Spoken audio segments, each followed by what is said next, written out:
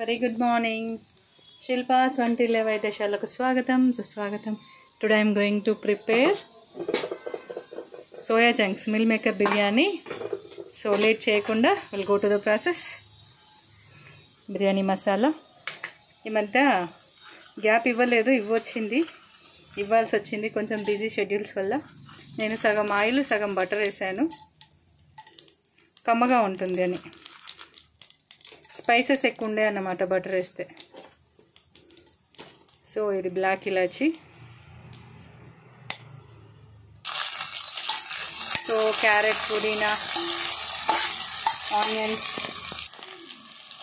So biryani masala అంతా బాగా golden brown వచ్చేంత వరకు వేపుకోవాలి.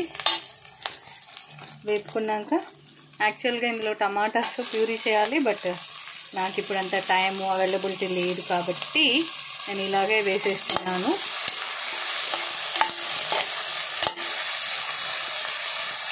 సో లైట్గా కాజు కూడా వేసేసుకుందాం. Friends, after a long time I'm making biryani అన్నమాట. సో టమాటాలు కూడా ఫ్రై అవుతున్నాయి. దాంట్లో పింక్ హిమాలయన్ సాల్ట్,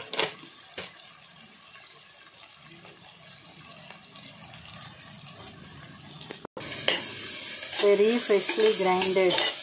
ఎప్పుడైనా నాన్ వెజ్ కానీ బిర్యానీకి కానీ గార్లిక్ అనేది ఫ్రెష్గా ఉండాలి. జింజర్ గార్లిక్ పేస్ట్,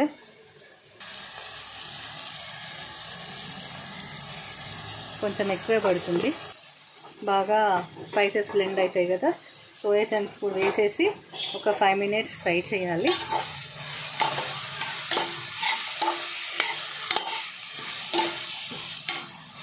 ఇందులో ఒక 1.5 స్పూన్ నేను రెడ్ చిల్లీ పౌడర్ వేస్తున్నాను. సో రెడ్ చిల్లీ పౌడర్ కూడా ఫ్రై అవుతుంటుంది కదా. ఇప్పుడు ఇందులో మనము బిర్యానీ రైస్ వేసుకుందాము. నేను ఈ బిర్యానీ రైస్ని ఒక 1 hour నానబెట్టాను.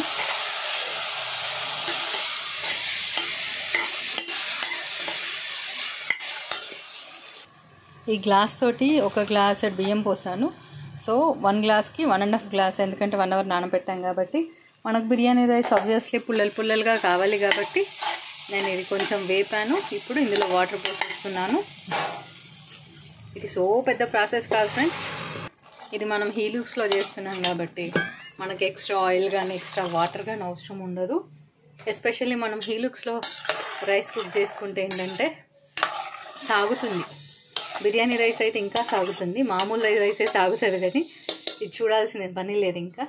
సో మనం ఈరోజు ఇలా meal maker biryani non veg అనుకుని తినేద్దాం ఫ్రెండ్స్.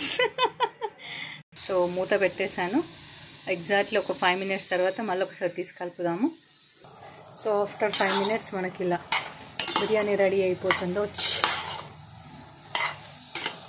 నాన్ వెజిటేరియన్స్ బిర్యానీ అనుకోవచ్చు. ఇది చూడడానికి చికెన్ మటన్ పీసెస్ లాగా ఉంటాయి.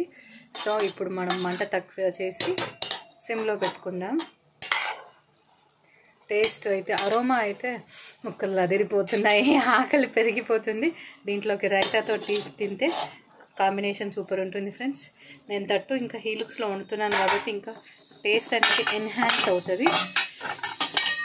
ఇంకొక 2 to 3 minutesలో ఆవిరికి వచ్చేస్తుంది. మంట తగ్గించుకుందాం.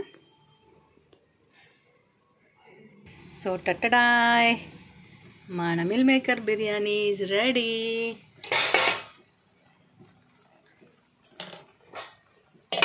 చూస్తారా? వావ్,